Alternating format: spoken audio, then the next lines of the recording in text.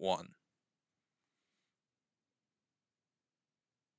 Well, welcome back, everyone, to the 99th episode of the Tundra Cast. We got Ryan, What's up, boys?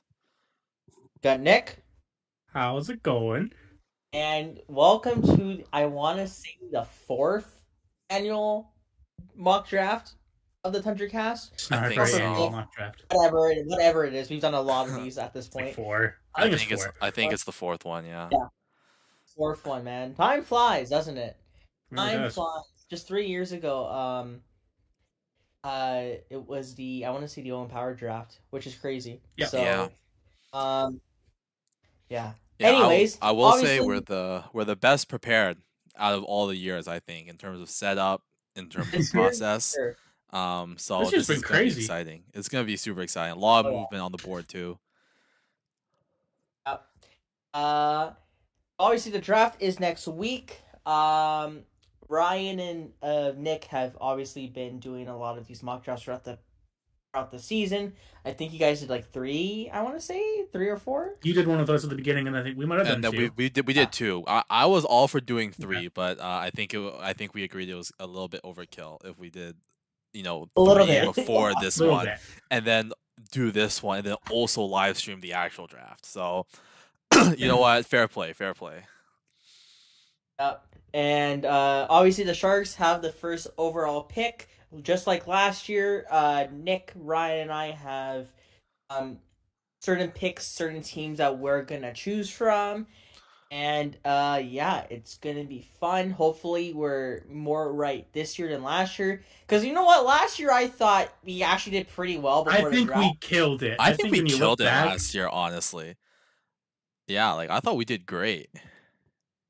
And the top 10 was really good. I mean, you called Leo Carlson, I got the Reinbacher one. I got We were Will randomly. You got the I got, Tom one, I yeah. got Willander, Cal in the first yeah. round too. He had Cal in the first round. I mean, Brew wasn't correct, but I think in hindsight, he probably should have been in that tail end of the first round. Yeah. We liked Riley Height. We hated Charlie Stramel. Those two shouts both worked out really well because Height is looking really Yeah. good and Stramel is looking god awful. Oh Um, shit. Yeah. right? So Somehow that was he a good messed with shout. you guys Gavin real quick, Brindley, right? that was a good shout out there by me and Nick. I think we took joint custody of that one. Rakoff is another Yeah. guy that we liked. That fell I think to the second round, but again in hindsight, probably should have been a first rounder easily. So I think we had our misses, especially the Arizona picks, or now Utah. See karma. With No, like Simashev and Wu. I thought we nailed Detroit, but I guess not. Yeah. I thought for sure I was dead on with Detroit, but no, Eiserman was like, "Fuck you, I'm taking Nate Danielson." Yeah. Who did you have for Detroit again? Was it I had uh, was it? You might have had Crystal. I don't know. I can't remember. Crystal I fell can't remember. too? I We think like Crystal too, and he's it was looking really good for more. Yeah. Detroit. I think it's all more. I don't know. I'll look back, but it was a very safe player to say. I think someone of that caliber. Actually, I have it right here. Yeah, no, I had Matthew Wood. Yeah, Wood, yeah, yeah. yeah. Very, I like very. Wood too. Yeah, I like Wood a lot. Yeah. Pause. Uh, Anyways, let's get right into it. Pick one is Siakam's pick. Yes, Who has sir. the San Jose Sharks? Yeah, I I mean, there's think no question. yeah, I think this one is quite I think they low self-explanatory. key leaked it. Yeah, yeah. Greer accidentally let it be known, but I think it's the worst kept secret right now in the draft. Steven Ellis says they need defensive depth, but they can get defensive depth later on the board. You can see there they've got pick 1, 14, 33, and 42. It's a really deep defensive class this year. They're gonna get a guy at one of those 3 later picks. At number 1, this has been our number 1 guy all year round, playing for Boston University, most productive NCAA draft year eligible player we have ever seen. We've had his draft comp as Jack Hughes since the first episode. Great shout by Nick. It is going to be Macklin Celebrini. What are we thinking of grading? Well, we're not going to grade this pick because it's a mock draft. That will be for our live stream next week. But Mhm. you can see consensus number one pick. He's gonna be an elite number one center. I think Jack Hughes that Nick brought up from our first ever video for this draft class, Okay, well, spot listen, on. I was the one that brought it up too. All right, give me some That's respect true. You here. know what? You know what? Shit, Nick is the one that I remember, but I do now that you mention it, shit, I do remember that you mentioned it as well. I think Jack Hughes is a great comparison for him. But just a great all around player. I think he's got an underrated two-way game. And him and Will Smith are gonna be nasty down the middle for years to come. Oh, dirty. Yeah, I think like the only thing I can say about Matt Celebrini at this point is that I've seen his growth in his own zone, and I've seen his two-way growth. So I think he definitely has like Taves upside. I've seen some Taves like comparisons. I don't know if he'll be like as decorated as Taves was and whatever, but in terms of overall style of play, I think they're pretty similar at this point. Yeah. I'll have the second overall pick in this draft. Chicago have had a lot of debate, I think, over this. It seems like Demidov was going to be the guy for a bit, and you don't really want to give up that skill and shooting, combo. And it looked like Demidov was starting to impress. He met with all the teams, and he's a lot taller than people expect and everything like that. I still think Chicago goes Artem Levshinov. It's been pretty well documented at this point. They go with him. I think if everything goes absolutely right, he'll be a number one defenseman or top pairing defenseman there. I think a lot of the defensive concerns are legit, like especially when I watch him. He's been better throughout the year. But I'll say this: he came into a Michigan State team in the NCAA, was the leading scorer in that team. He's really smart offensively, makes a ton of great reads. He's a good skater for how big he is at 6'3". And I said the same things a lot about Kevin Korchinski when he was drafted. And he's working on his defensive reads, and and he turned out just fine for the Blackhawks. And here's Levshinov going to the Blackhawks again as well. So while they're passing up on a really high end forward here, that's unanimously them in the number two guy.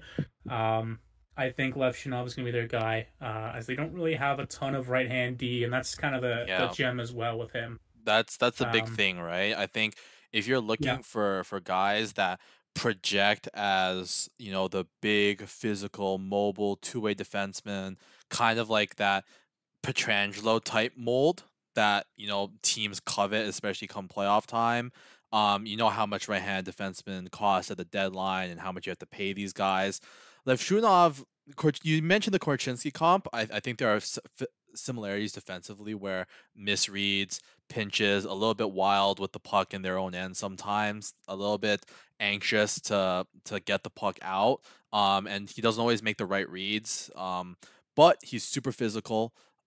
He fits the physical profile, and of draft year eligible defensemen in the last couple of years that have been taken in the first round, not many of them have missed. I think Noah Hannafin and Owen Power are like the two worst guys, and even then, those guys are legitimate top four defensemen for their team.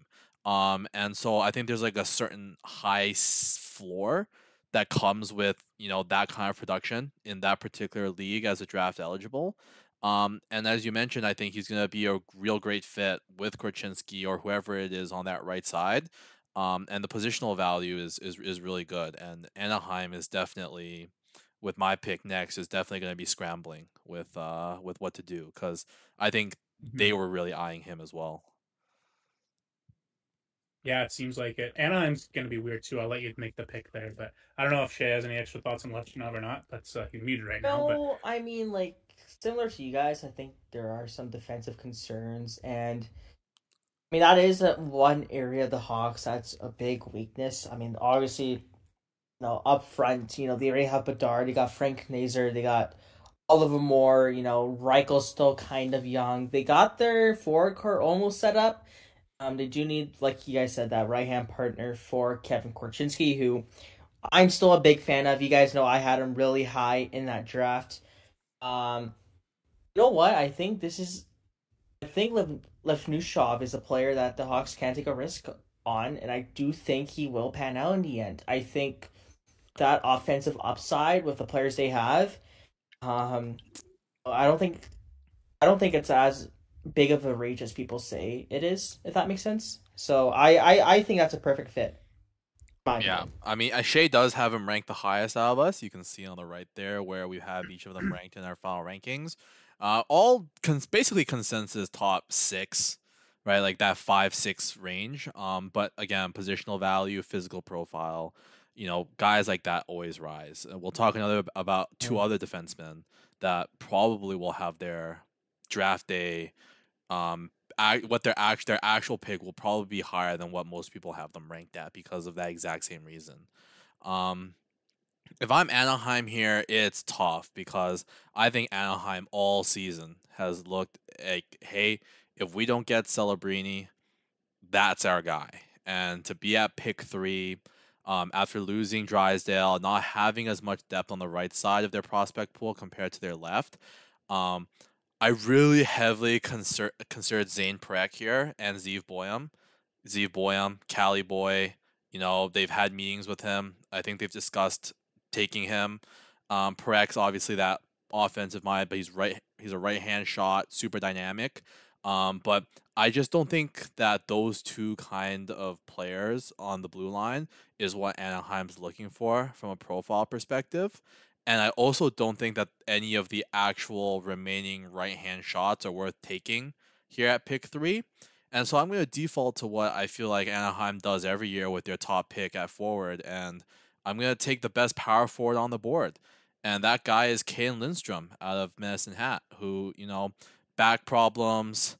Me and I know that he's SHAE's guy. Me and Nick have him ranked lower. So this might be a bit of a reach relative to the rankings, but this fits what Anaheim likes to do and what they want to build. And he's got that winger center flexibility, super dynamic, super productive. I had him like six or 5 or 6 in my second last ranking. He falls because of that back injury, and just because I'm sure Nick will touch on this later too. I still think that he is not as far along in his development as some people may think he is, and I think he's definitely going to take longer than Byfield to get to start producing at an elite level in the NHL, and it took Byfield a little bit, and I think Byfield's a much better prospect than Lindstrom. So Yeah, I like the combination he brings a lot. Obviously, there's not really a sentiment that has the speed, the power, the skill that he has. The hockey mind.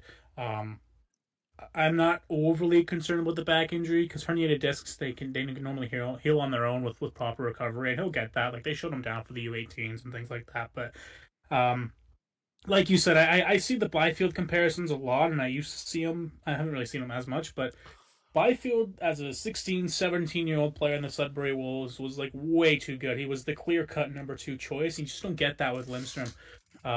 While I think he is, I don't want to say dominant. I don't want to say elite in every area. He's really good at the mold that he brings, but I think it's just going to take some time. And I think he'll have plenty of hockey to play. Like Medicine Hat's going to be a really good team probably for the next couple of years in the Dub, and he'll have every opportunity to make it work. So while I think it's a slight reach, I'm not as high on him as most. I do like him as a player. I just think he's like slightly overrated for me.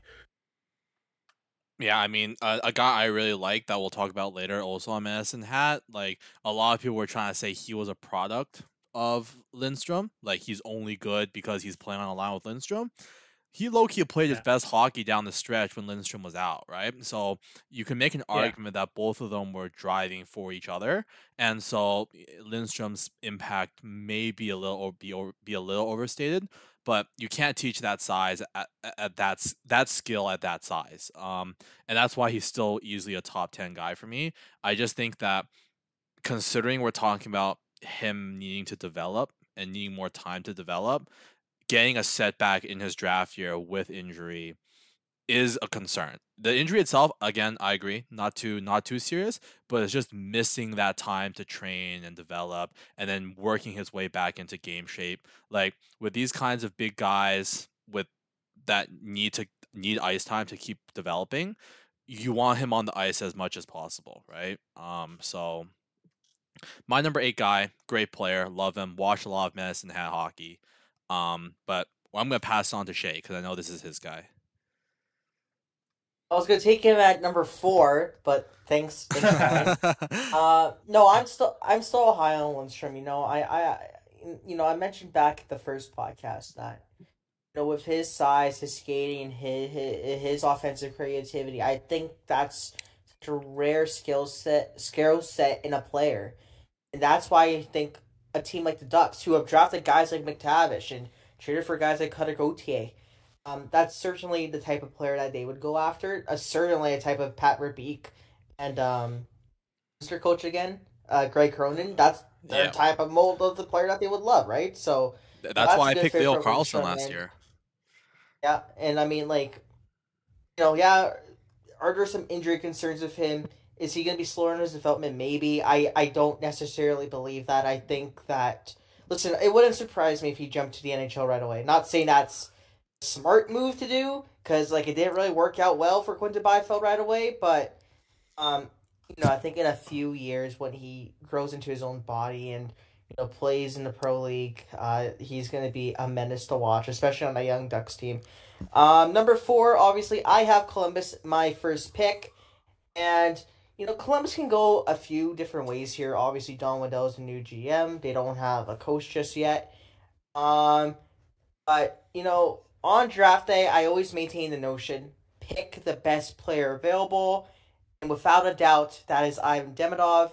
And I think Columbus takes him if he's there at 4.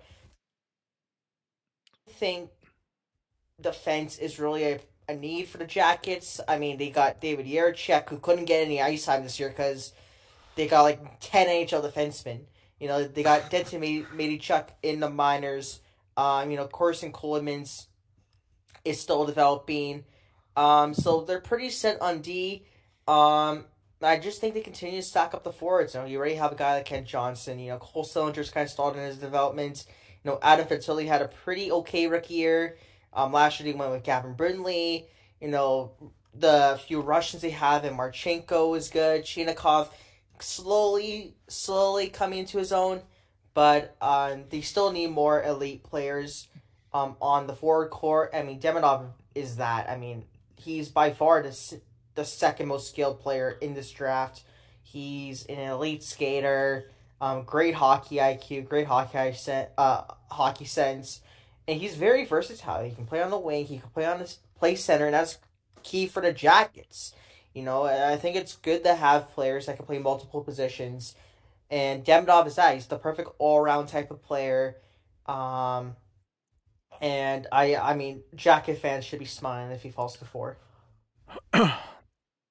I looked back on when Waddell was general manager with the Canes, because in his time they've only taken one Russian, and that was Svechnikov, who they picked second overall. For the last time the Canes picked a Russian player in the first round, you have to go back to 2001.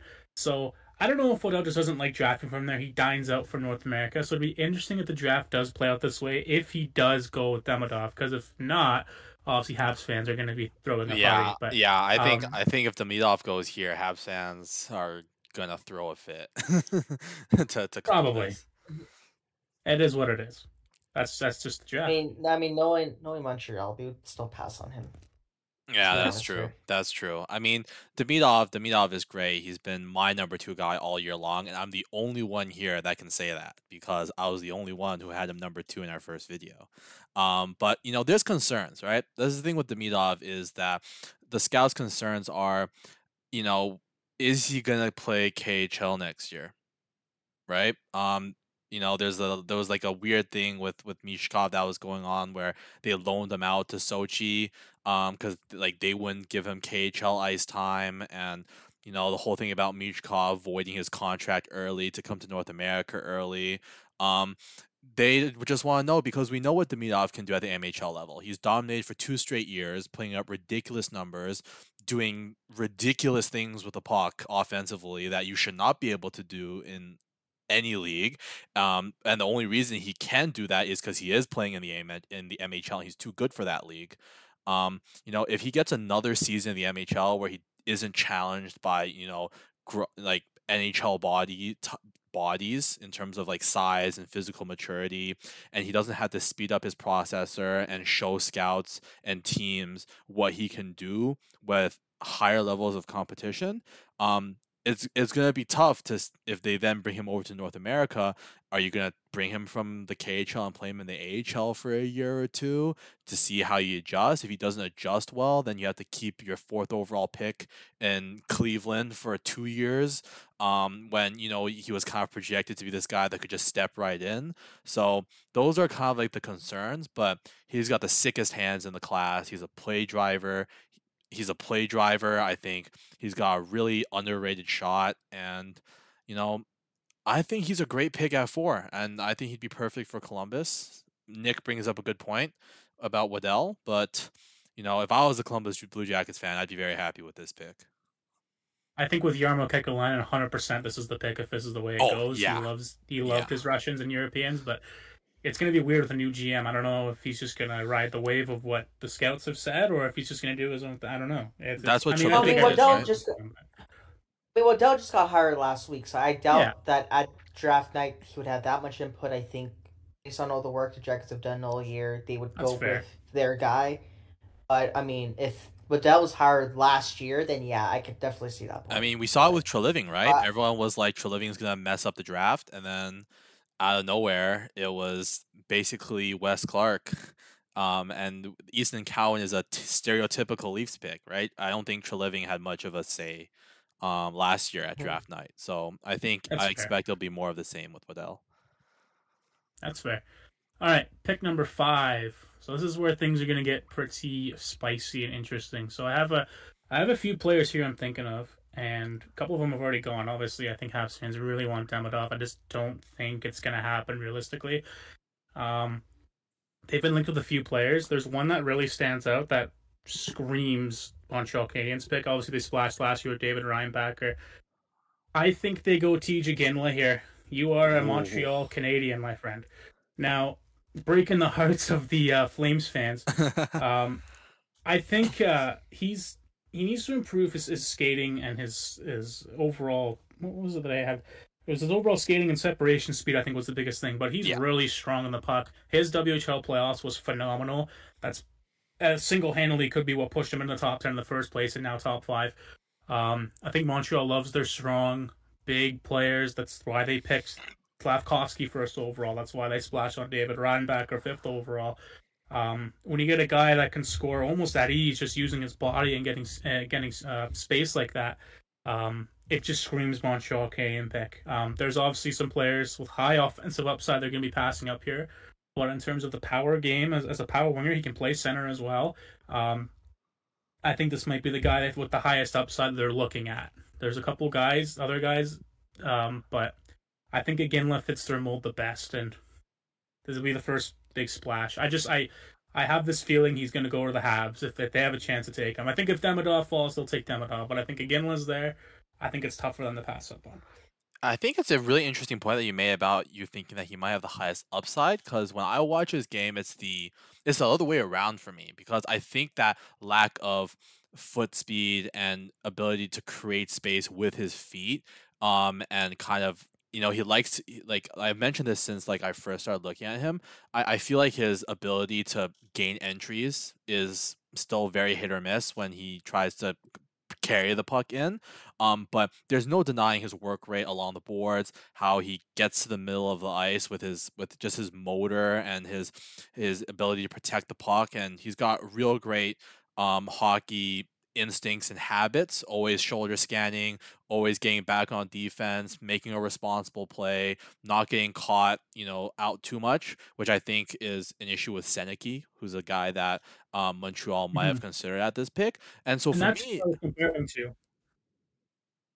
Yeah. And so for me, I think that if anything, Ginla is one of the guys that I really think, if I had to bet on someone outside of the top 4 or 5 guys that in terms of our rankings, that I would be most confident in saying this guy is going to be at worst like a top 6 forward in the NHL, the one guy I would bet on is TJ Ginla, because of his ability to just do everything that doesn't require raw natural talent really, really well.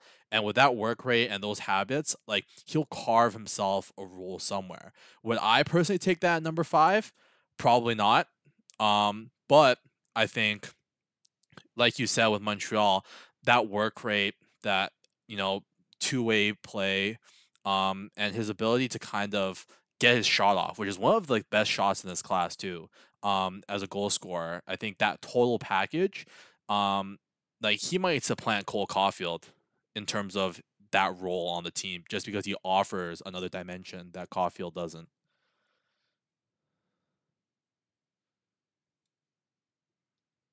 Okay, next is Utah.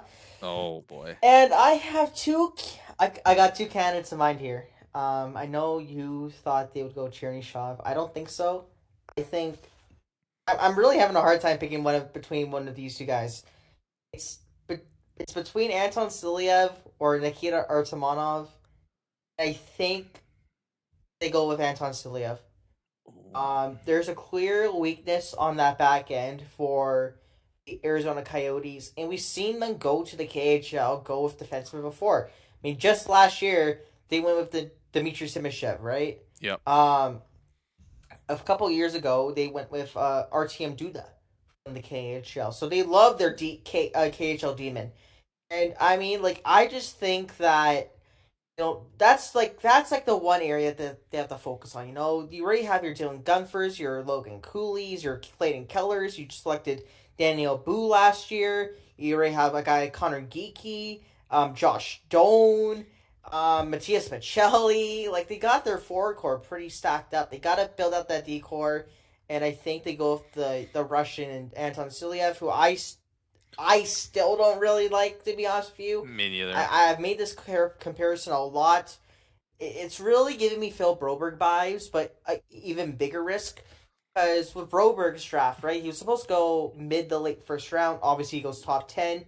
And the question with Broberg is, no doubt a terrific skater, but, there was questions about Phil Broberg's hockey IQ. And with Silyev, it's just, there's so many questions with his play. Not the greatest draft year for him. And this defenseman class is so stacked. I think that there's a chance that if Arizona somehow doesn't select him, which I think they will, maybe this is a guy that could fall to the first round with all the question marks he has. But, knowing Bill Armstrong's draft history, knowing how the Coyotes love to pick these players, I'm feeling pretty confident that they're going to go with Anton Silyev here. Yeah, that's a fair bet. They love drafting their bigger players. They love drafting their Russians. We saw that last year. Silyev definitely has a lot more question marks than I have answers for. Yeah. I'll say this. There hasn't really been a defenseman like him that's come around, so I'd like him to succeed in that regard. I mean, 18 years old, playing the minutes that he does. I think he's like the most productive 18-year-old in KHL history, or by a blue liner or something like that. And like, he still didn't put up a ton of points, but I think the thing is with him is there's a lot of people throwing out like Victor Hedman comparisons. He's not going to be anywhere close to Victor Hedman's. Absolutely not. And that was the stigma like at the first part of the year was we got Victor Hedman here, a guy 6'7" that can skate really well. He can skate fantastic for a big guy. I think he's a first round pick bona fide, but like number 2, number 3 overall is quite high. Even number 6 is quite high. Especially when you look at the other D-men. If you need a D-man that bad, I mean, there's people like Sam Dickinson that are sitting right there who has a really good all-around game.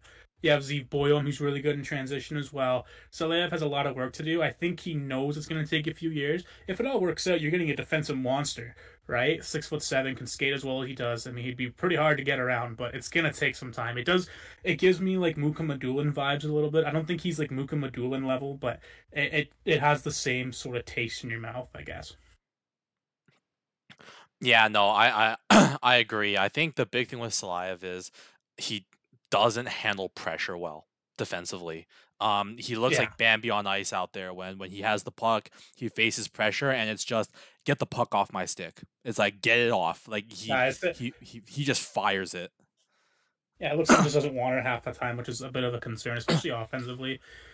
Like, he makes like okay reads from time to time offensively, but like he likes to shoot a lot. Yeah. And he's got good shots, to be fair. Of the thing.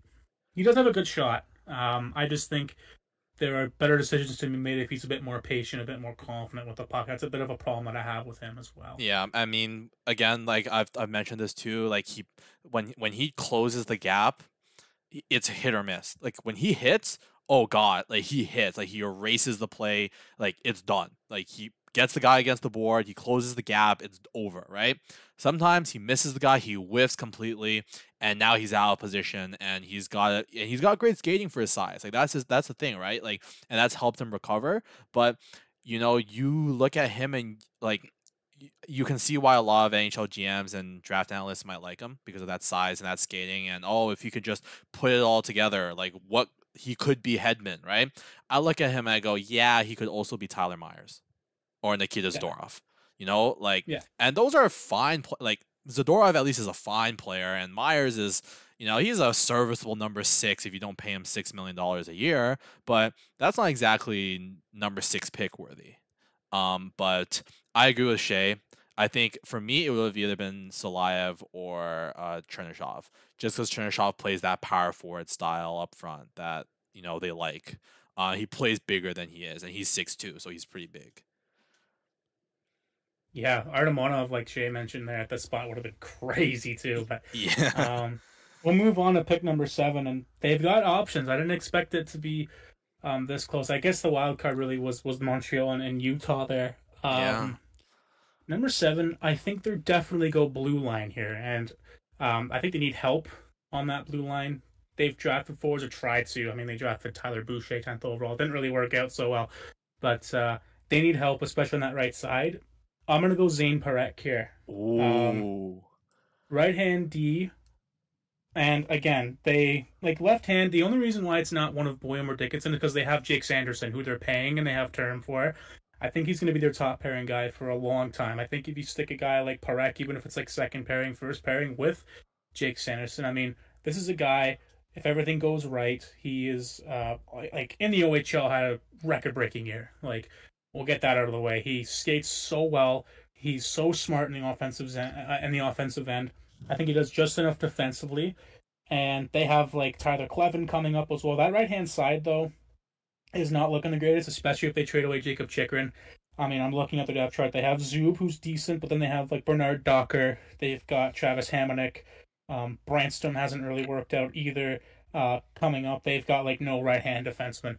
And when you have the offensive, I can't remember really an offensive dynamo that they've had on their blue line apart from like Thomas Chabot in the early days. And like he's starting to kind of fall off a cliff a little bit as well. Carlson. Eric Carlson too. Yeah, exactly. So, and he has those comparisons, right? So, it's one of those things. They have a lot of young forwards. They need to start building from the back a little bit, and we kind of talked about them being a bit more aggressive to win. And if he works out, this is how you win from the blue line, especially offensively, because he can run a power play. Just so dynamic offensively. So, interesting pick here, but they need help there. Hey, for me, he's poor man's version of a right-hand version, a Canadian version of Quinn Hughes. The skating's there, defense, especially early on in the career, hit or miss. Like there's certain qualities like the stick checking and the positioning that's good, but the compete level is not necessarily always there. But super dynamic, almost unprecedented production their draft year in their respective leagues, and just on the smaller side, but not small. Like we're not talking like 5'10". Like he's NHL sized. So no, I like the Zayne Parekh. And I mean, to be fair, he's right around the value because we all have him ranked 6th and 7th. So this would be good value. And I like the fit. I don't like it as a Leafs fan. But I like the player and the fit for Ottawa. Also, sorry I forgot about Eric Carlson there for a sec. Just a bit of a brain fart. It is what it is. Sometimes I forget, but then I like look at his 2017 playoff highlights, and I'm like, yeah, he was like the best defender in the world at this time. So, anyways, he does have those comparisons out there. I don't know if he'll be like Eric Carlson good, but then it's possible. I mean, when you look at his production and the way he moves around and whatever, it's possible. I mean, I think out of anyone in this class, the Norris winner out of this class might be him if everything goes right. Like he's that good offensively. I mean, my comp for him is a Norris, potential Norris winner. But my comp for my pick here, I think like the comp for the guy that I'm gonna pick here is a Norris winner. So maybe this guy, and this is my guy, but we've talked with Seattle. We talked about Seattle, and they've got an unfairly good prospect pool given how few years they've been in the league. But the one thing that they're missing is that elite top pair play driving offensive defenseman. And he's my number one defenseman in the class. This guy is Zeev Boyum from the University of Denver. Oh, I can't spell his name. Um, Unreal run this year, NCAA champion. Was incredible, made the World Junior team as a draft eligible, was I think one of their better players at that World Juniors. And the production doesn't lie. I made this point with Levshunov at 2. I'm gonna make it here with Boyum at 8. NCAA defensemen that are this productive in their draft year eligible season don't miss. And Boyum is the most productive draft year eligible defenseman from the NCAA in the last 10 years. More productive than Quinn Hughes, more productive than Charlie McAvoy. And my player comp to him is Roman Josi, who's a Norris winner. I think Yoshi's a good skater, but not a phenomenal skater. I think they both use their hockey IQ to jump into offensive plays really well and contribute offensively. And I think both of them are good defensively, but could probably benefit playing with a true shutdown guy, or a strong two-way guy, the way that Yossi has for most of his career. But he's great hockey IQ, sees the game so well, makes these outrageous passes sometimes just by knowing where his teammates are and having a feel for space. That pass he made against Norway at the World Juniors was incredible. I've been a fan of him all year. He started at number 9, hasn't gone below 4 since. That's my guy, and I think he completes Seattle's prospect pool. Yeah, and they love drafting their high-end offensive talent as well. When you look back, like, obviously Jagger Furcus, they have Shala there as well. It hasn't Your quite boy found his game yet, Goyette. but Goyette was fantastic this year for Sudbury as well. So this is a very Seattle pick. I could 100% see this, and like you said, he's dynamic. I mean, the way he head fakes, the way he shifts around, especially in his own zone, but it's like it's all with a purpose. Like he's not doing it just to show off or whatever. And when you watch him play, especially along the boards, he plays to his system. I think he's able to adapt to a system really easily, and that makes him a lot more valuable for me. Whereas a guy like Parekh, it might have to take the right system for that to fully work, and that's why I think it's a great fit for Ottawa there. But with Boyum, I think he should be higher. I have him ranked 4th. Yeah. But he might be the best transition defenseman in the draft. Like he's so good, and he's just so calm, man. But he's good along the wall too. That's the thing. Like he's a strong player. Like he doesn't play like a 6 foot, 180-pound defenseman. He plays like a 6'1", 6'2", right? Like he's got a good reach. And he's a big time player too. Did you see that pass he made on the game winning goal in the NCAA championship? Like that's a winner. I think I did. That's a winner, man. I posted a highlight of him like nutmegging some guy and like just like shooting it at the net, but it was like just makes plays that are nothing like that. You know what I mean? It's like it's dynamic, really. He's sick, man. Yeah. Okay, my turn. Number 9, Calgary. I think there's a few different ways Calgary can go here. There was a report today that they have 12 players under consideration for this pick. 7 defensemen, 5 forwards, I think it was. Obviously Stephen Ellis has their team need as defensive depth. I don't know if that's necessarily true, considering they have 15 defensemen can play this year somehow. Craig Conroy's just stocking up on defensemen. They just got Kevin Bull for some reason. But, I think Calgary goes down to roots like they always do. What's the one thing Calgary always does? They always love to draft from the CHL. What do they love to draft from the CHL? Forwards. And definitely, in my opinion, a great creative forward available here is Berkeley Cayden. I think this is the perfect fit for the Calgary Flames. Cayden's an excellent skater, great goal scorer, amazing passer. I made this comparison on the first mock draft, and I still stand by it. I think he's a lot like Braden Point. And, I do think Cayden has that potential to be an elite 1C in the future. And that's something Calgary needs. I mean, if you look at their prospect pool, listen, I like Connor Zary. I don't think he's going to be an elite 1C in his prime. I don't. Coronado's a winger. He's a goal scoring winger. They need that offensive playmaking 1C, and I think Cayden is going to be that easily. And, no, he had a great year this year for the Spokane Chiefs. Um, and I feel like people aren't really talking a lot about him. I think he's honestly underrated in this draft class. I agree. I think he's honestly top. Like when it comes to skill wise, I think he's almost top three. And I think if he falls to number 9, I think that's a steal for the Flames. So I agree, if and I think Yeah. he's a better two-way player than people give him credit for. And I think part of the reason why he's falling is that he's a littler player, I guess, and that he might not be a centerman in the NHL. They project him more on the wing. That was kind of the issue with Perfetti. They thought he'd be a winger more than a centerman, but like look at the point totals, man, and look at the team he played for. Like that's pretty much all I have to say. Like he was forced to kind of do everything on the ice for Spokane, which wasn't a great team. He had like Connor Roulette, and that was kind of it. And like he that just grew his game even more. And he happened to put up 115 points or whatever it was. Like, and he's just a phenomenal player, really. And to your point, he is getting underrated in this draft, and someone's going to be really happy taking him, especially at this. and like with the Braden Point comparison, I mean, people had the same concerns with Braden Point. He was 5'10" in his draft year. He fell to the third round. He was over point per game for the Moose Jaw Warriors. So look at Tampa. He's a back-to-back Cup champion, and he's like, I would argue, almost a top 10 center in the league. So I think that's what you can see with Berkeley Cayden. Yeah, I mean that's my player comp. I don't know if you saw SHAE with the graphic that I sent you the other day, but my player comp for Cayden is also Braden Point. It's just, I think there's questions about, how willing Cayden might be to attack the middle of the ice at the NHL level.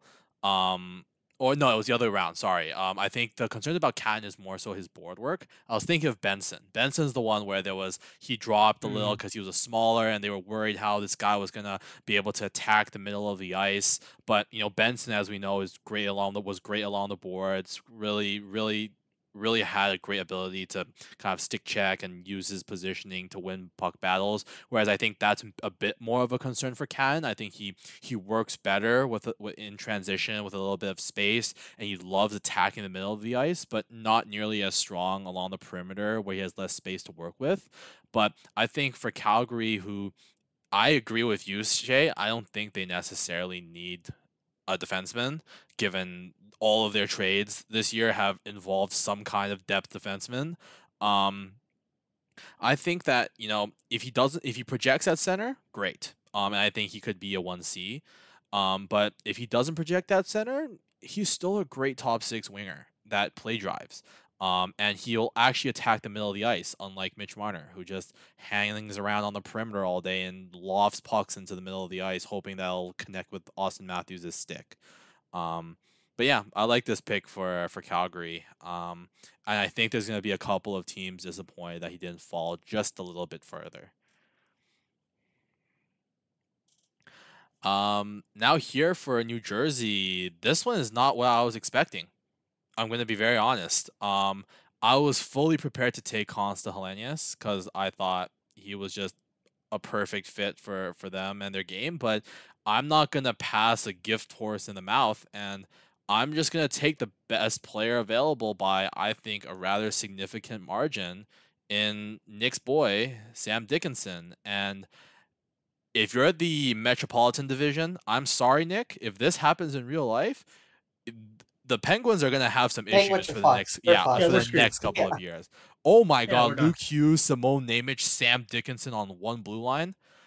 Yeah, I don't know many prospect pools that could compete with that. That is just ridiculous. All of Dougie Hamilton, Yeah, that's just ridiculous. I've compared him to Hamilton before as well.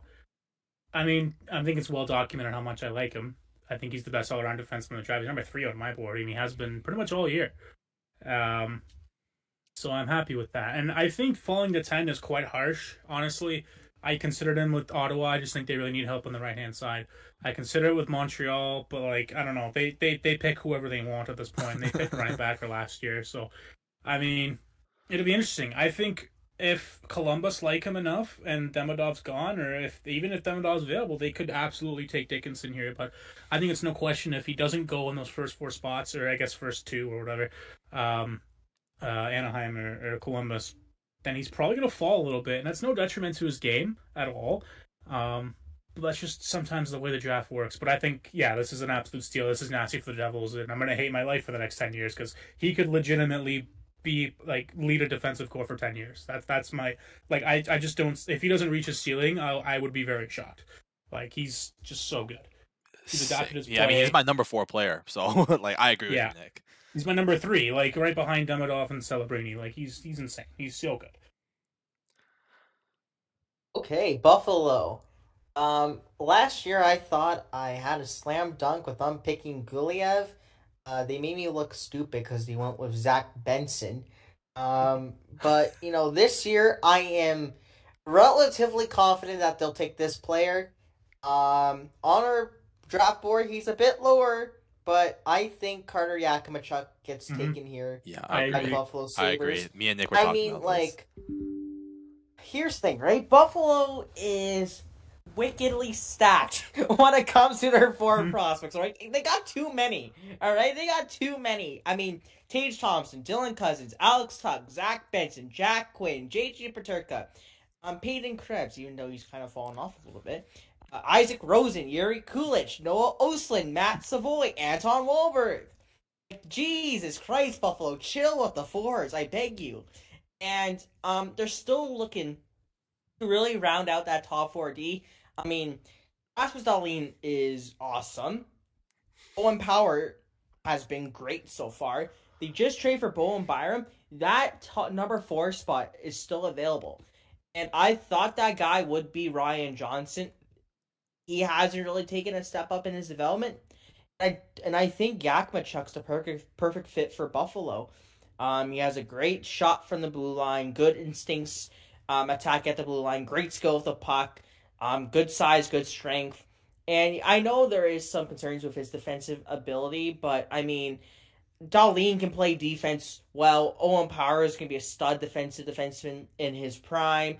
I do think they need that pure offense guy to get the puck up to their highly skilled forwards. Yakimachuk is that type of player. I think it's the perfect fit for that team. Yeah, I'd say the biggest thing with that I have with Yakimachuk is I don't think there's a whole lot of upside, especially when you look at his age. Who knows? He was a beast this season for Calgary, and has to be said. Lots 30 of goals. 100 penalty minutes, right? Like he's just a menace to society. I've compared him to Logan Mailloux quite a bit this year when I watched him play, and I wasn't really a huge fan of Mailloux, but he did grow on me. So I think Yakimachuk does have a little ways to go here. I could see him going as high as 9 in this draft. I think teams like him that much, and I think Calgary would like picking from their own backyard as well if they wanted a defenseman. Yeah. They don't really need any defenseman, but I just envision him as a Calgary Flame, really. Both Yakimachuk, there's just a lot of concerns there for me, so I'll have him ranked a little lower, and I know you have him ranked a little lower as well. But I could totally see this. Like this is a good fit for Buffalo, 100%. Even if it's like a little off the board for me, I could totally see this happen. Yeah, I think Yakimchuk's probably Yakimchuk and Salaev are the 2 guys I was talking about that will go higher than a lot of draft analysts might have them ranked because of that size and skating ability. I think Yakimchuk defensively, consistency, using his body, using his frame, is quite inconsistent. But he does have these moments where he's almost like the Cayden Lindstrom-esque, where he'll drive the puck below the blue line towards the net. You don't see a lot of defensemen that are capable of that. And I think he's probably the best right-hand defenseman left on the board. And Buffalo really needs a right-hand D. They have a plethora of lefties.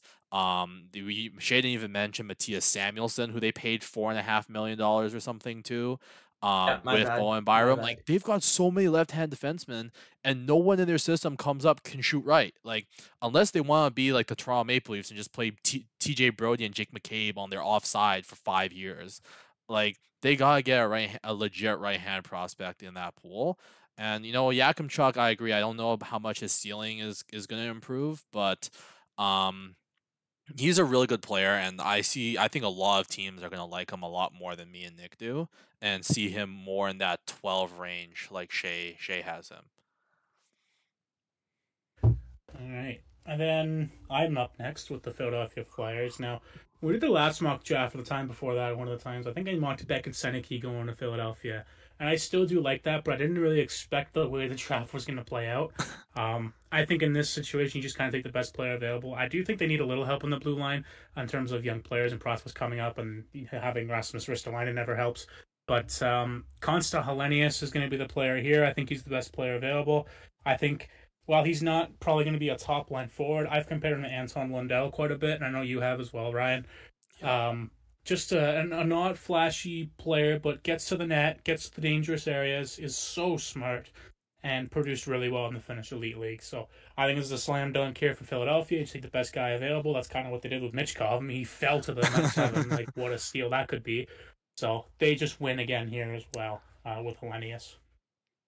Yeah, Helenius is just kind of concerns of, the Liga is traditionally a slower league than the NHL and other leagues, and so the question is, in a more fast-paced game, does he have the dynamic offensive toolkit to really be a top line guy? But I think on Philadelphia, I think he fits their style of play. I think Torts will appreciate his 200-foot game, and Helenius does all the little things right, similar to how TJ Ginla does all the little things right in the game, in the nitty gritty areas, and he's played a really responsible game in Liga this year. I would have liked to see more out of him from the World Juniors, but I don't think he was bad at the World Juniors either. I think I left more disappointed in a guy like Emil Hemming than I was in Helenius. So, I think it's good value. He was my number 9 player in the class. So, good pick for Philly. Yeah, and he's my number 8 there as well. Minnesota, I had a few names on mind here, and again, just kind of not really expecting how the draft would play out this way. Minnesota loves drafting offensive upside. They need help on the blue line, but I don't think they're going to go that direction with this pick. It's quite high. They love drafting players with high offensive upside, and players that falls to them. I mean, Danilo Yurov, they picked, 30th? Oh, and that was my guy, too. Brilliantly for them. That worked out brilliantly. I liked him, too, just injured and whatever. Yeah. I thought about Chernyshov with this pick, but I'm going to go Trevor Connolly because I think he has the highest offensive upside right now. I think he's tremendously skilled. I think he's going to Providence College, and I think he'll be one of the better NCAA players in the next year or two. I mean, Will Smith, Ryan Leonard, what they did with Boston College was terrific. I don't think Connolly's not going to have that many pieces around him, obviously. But Connolly is a player that can carry offenses on his back. He's creative. He can run a power play. He can just skate around for 4 laps before deciding to do something. It's pretty fun to watch, and I think Minnesota will bank on a player like him. And Judd Brackett doesn't mess around, man. When it comes to draft picks, he likes to grab the highest upside available. I think right now it's Trevor Connolly. So Nick, we had discussions. And yes. At this pick, I have the 2 names written here, and I'll take a screenshot. I'll show you guys after. But the 2 guys I had here at 14 for San Jose with Will Greer was 1, Anton Salayev, right? If he were to fall, I think at 14 he's a good bet, and I think San Jose would have really enjoyed it. Would really enjoy taking him because high upside. They're not expecting to be good anytime soon. They can afford to give him time to develop, and they need a top defensive prospect, right? And another 2 guy, and this is why I'm kind of making it a bit dramatic, it was Trevor Connolly. Because I think alongside a guy like Celebrini, who they took number 1, Connolly on his wing would be sick. And I think those were the 2 guys I would have really kind of vouched for. I know people are saying Cole Eiserman and Celebrini are best friends or something. I don't think that San Jose is gonna make their pick based off of who their top pick is friends with. And I will say, imagine, Eiserman was supposed to be the number 2 guy for years. Yeah, exactly. Just imagine if they do get Eiserman at 14. I don't know, man. That would be kind of nice for San Jose. I like that, but I think that there's a guy that I really like. I think no, you don't know who it is. I think I do. But, oh, you do? Okay. But I have been talking to the general manager of the St. Louis Blues, and we have orchestrated a trade down. Only 2 Oh, picks, so we're still going to be able to get a really good offensive contributor. We're staying ahead of teams like Chicago and Washington. We're a bit nervous with who Detroit might take, but um, we're going to move 14 and 116, which is Vegas's fourth, to St. Louis for pick 16 and St. Louis's second round pick next year. Which could be, an earlier second round pick depending on how St. Louis plays. So we're just gonna quickly come here and we're just gonna change this to St. Louis and this to San Jose. Sorry, this one is wow. not as aesthetic, but St. Louis is now on the board. So Nick, I'll Yeah, let you take the pick. very close to taking Cole Eiserman with that Minnesota pick as well. For the same argument, they picked Yarov, who slipped and slipped and slipped, had a bad year or whatever, and he looks great. So Eiserman could definitely be that, especially going to BU. He's got size, whatever. The Blues need defensive help badly, and like their top four is locked up forever. They're old. They're probably going to be rebuilding. I think you need time on guys. This is off the board with us, but I think he's likely to go around this range come draft time. I'm taking Adam Jiricek here. Yeah, Wow. I agree. I He's knew had it. a rough year. He has had a rough year when it comes to injuries and I like 1 point in the 19 games, whatever. I think the upside low key is still there. I think there's a reason why he was ranked as high as he was at the start of the year. His skating is pretty good. He's got decent size, 6'2". I don't think he's his brother, but like David Jiricek, but I think the upside is still there. I think if he can have if he can have a good year in the Czech Pro League, he can have another good year the very next year, and if he comes over North America, that's great for St. Louis. It might take a little bit of time. I have him in like the 40s roughly, and you do as well. Again, he's had a rough year, but I think the upside is still there. I just think it's a bit of a safer bet for him to fall. But 14, St. Louis needs a lot of help on the blue line. They have some young forwards coming. They needed to make this trade happen because they're locked right now for defensemen. Yeah, and you know what? They need a guy like Juracek too, because a lot of the Mhm. guys that they have, like Matt Kessel and these other guys on their blue line, in terms of younger players, not really efficient Tougher. puck movers or skaters. And I think Juracek will definitely be the best skater out of all of them. So I agree, a reach. I think Shea still has him as a first round pick. But I've consistently, when I do my mock drafts, I've consistently had him in the first round as well, usually to Carolina. Yeah, yeah, that's a good bet as well. I think the upside first round is there. He's just kind of a risky pick at this point. And like we talk about like Lindstrom having injury concerns, whatever. Jiricek's a big injury concern in my opinion. It's the same mold as like KV Haryu, for example, right? Out for most of the year, and Yeah. it's a reach here, but I could see it happening. I think And we when a know who team needs Shea's a gonna player that take badly, next. but I think he's You? gonna run up. I think he's gonna run up. I think if Yzerman's running up to the stage right now. You think Eiserman takes Eiserman? Well, you're wrong. Wow. Um. Okay, so what's one thing that Steve Eiserman loves to do? Oh boy. He loves his high floor players, Nate Danielson, Marco Kaspar, etc., etc. So, having said that, Detroit Red Wings are going to shock the world again. I don't know why people are so shocked. With their pick, Linus Eriksson. Wow. I was expecting MBN. That is shocking. Mhm. I was thinking about NBM too because he's a very Eiserman pick, but like no, Eiserman loves his high floor players, and like that's what Erickson is, man. He's a for sure fire, probably third line defensive forward, and he's gonna go in the first round because of that. I honestly do like Erickson. I do think he's a good player. I mean, listen, should he be in the first round? Maybe not. I think he's a good early second round guy to take. But listen, I'm just going off what Eiserman loves to do. Linus Erickson is a Detroit Red Wing. Damn. Wow. Sorry, what were you saying, Also Nick? makes That's what names are passing up on. also makes the rest of this draft interesting. So It does. Very It interesting. absolutely does. I thought I was going off the board with the Euro check a little bit, but Yeah, that's crazy. wow. But Shay, yeah, you're putting me you in know a what? tough spot here. You know what? I agree with what he's saying. I can totally see it. I still think Yeah, the pick's yeah, MBN here, but you know what? yeah. That's plausible. I could see it. That's like like Chernyshov, Artemonov, MBN, like any of those three players. They're like Cole Baudouin is another guy I could see him Yeah. really liking. Um, Ericsson's a guy I'm like not really a high on just because his consistency wanes and I don't think he has the high end traits.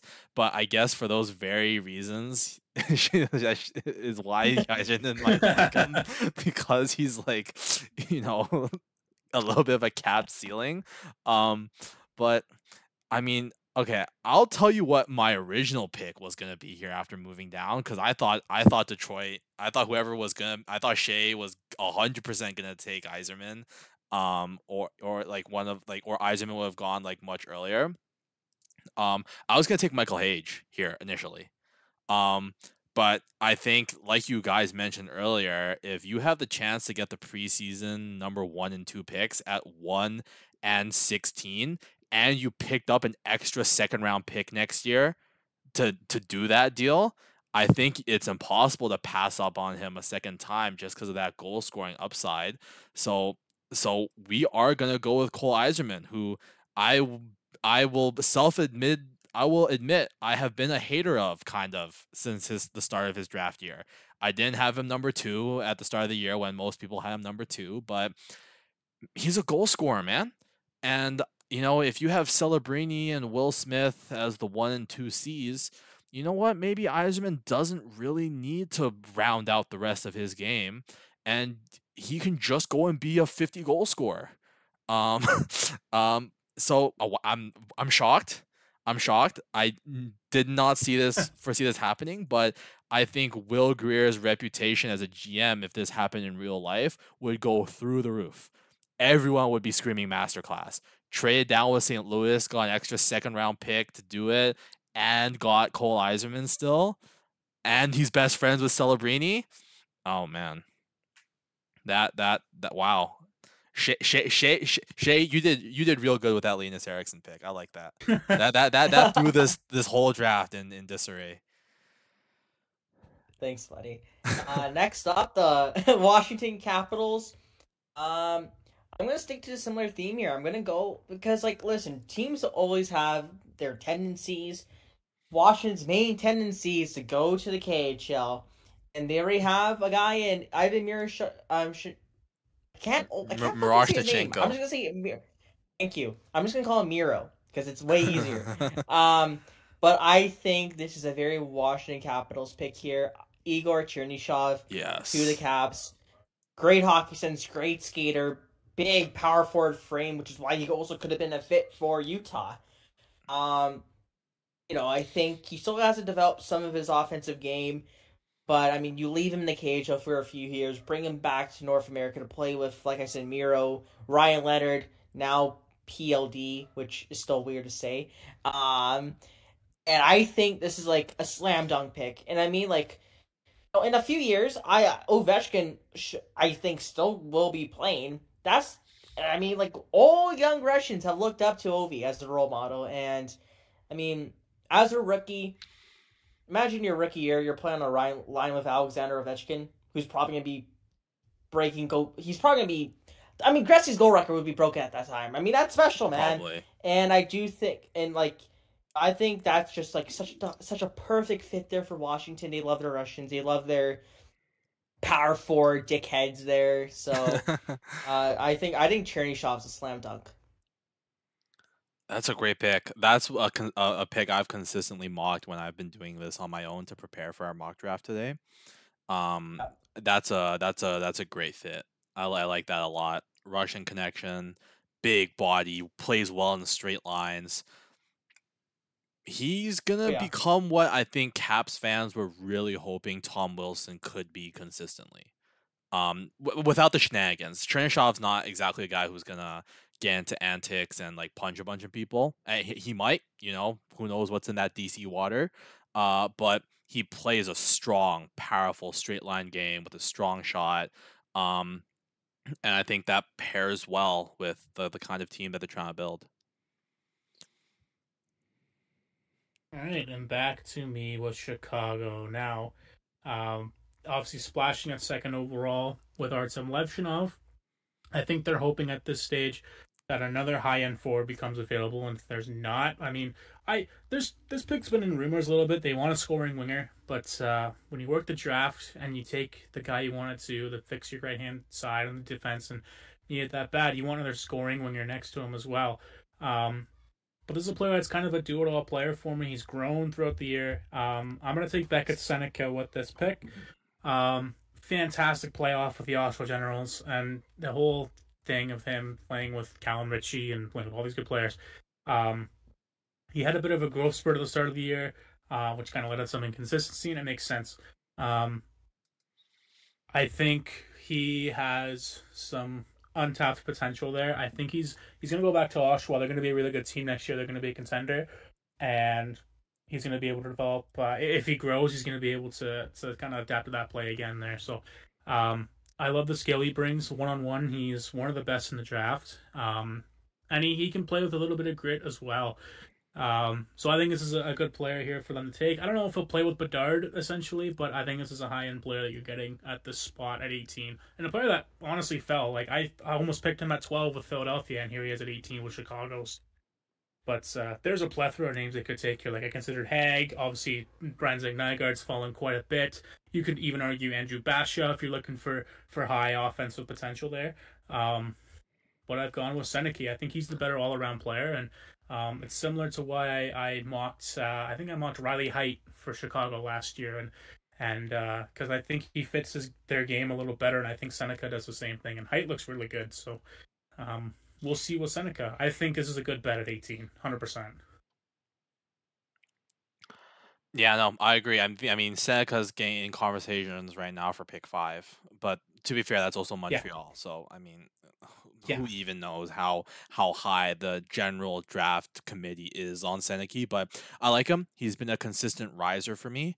If we go over here real quick to the player search function that we have, um, Seneki is a guy who's, started the year like pretty low for me at like just outside the first, and he's been a consistent riser since I've started ranking him, since the fourth edition of my rankings. So he's a good player. I think I agree he plays a pretty good all around game. He's got a little bit of nastiness to him now that he's like realizing that he's big. He's much bigger than he was before. And I think high upside, right? I think if that offensive creation that we saw this year translates and he can continue to improve, I think he could become a steal. And, me and you both have him as 15. So the fact he was available at 18, I think bodes, I think that's a really good value bet for Chicago, who needs more offensive creators around Bedard. Um, Now here with Vegas, I'm taking my guy who I might have taken at 14 or 16, and that's Michael Hague. Um, I would have loved for him to fall to Toronto because I think he's a perfect Toronto fit as well. Chicago Steel connection with the Nick Moldenhauer pick, but Hague is a two-way forward, 200-foot game, plays center, had a red hot finish to the season for the Chicago Steel, and he's a really gifted playmaker, creates space really well. And I'm pretty confident in projecting him as a future second line center. Like that's why I think he's going to be. And I think if you're Vegas, who needs that right now, because a lot of your forwards are getting older, and you need a guy who in the next couple of years can come in, step in, and play real NHL minutes. With guys like Marchessault and William Karlsson and Riley Smith's already gone. They're losing a lot of the core guys that won them that Stanley Cup. I think Michael Hague is a great pick for them here at 19. I agree. I think that'd be a really good fit for Vegas. Who knows if he'll ever play for Vegas because they just love trading the first round picks. But if they decide to keep him, he would be a good fit. I agree with this pick a lot, actually. As for the 20th pick, we have a trade to announce, ladies and gentlemen. The Islanders are going to be trading the next pick, 20th overall, to the Nashville Predators in exchange for their first round pick, 22, and Chicago's fourth round pick this year. So that is 20 for 22 and for 100 and something, but that means Nashville is on the clock. Okay, so as the GM of the Nashville Predators, obviously not a team with maybe the best prospect pool, probably needs to kind of stock up their forward pool a little bit after. You lost Ely Tolvanen in the past few years. Guys like Tomasino having taken a big step up, and as a GM, I'm seeing this guy fall, and it's my duty to trade up and get the guy I want. And take Nygaard. Welcome to Nashville. That'd be a dirty Nice. pick. They need four prospects, and I've always had this concern with Nygaard that he's too safe of a pick in the first round, which is why I was also concerning him with Detroit. But he's a great defensive forward. He probably tops out as a second liner, maybe third liner in this league. No, he has it all, man. He has a great defensive play, like I said, good shot, smooth skating, unbelievable hockey IQ, good on the boards. He's kind of like has everything that you want in a prospect. He's not elite at a certain trait, but he's good at everything. And for Nashville, you need young players, you need young forwards. We all know they can develop defensemen. Their defenseman pool is stacked. They definitely do not need a goalie. They got to go forward, and when you see a guy slip, you got to trade up and get him. And if Nygaard's fallen, I did my duty. Trade up to 20. And I got him. Barry Trotz with the trade up. I like it. I like it. I also like it for New York.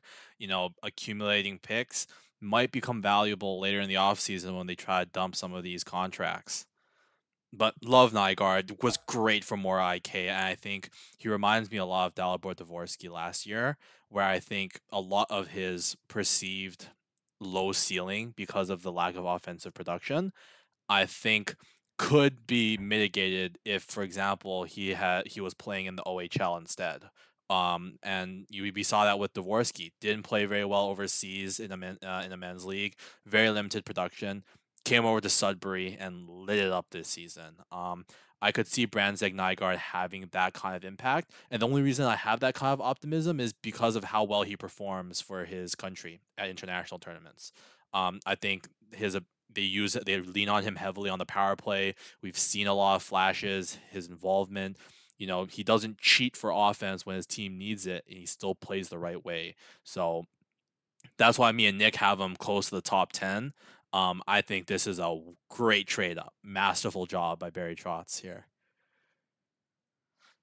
Now with me at pick 21, and I'm going for a guy who's around this range on my board, but probably is not on most people's boards. But if you're in a division with Connor McDavid, you gotta get yourself some steady two-way defenseman. I have him taking Dominic Badinka out of the SHL.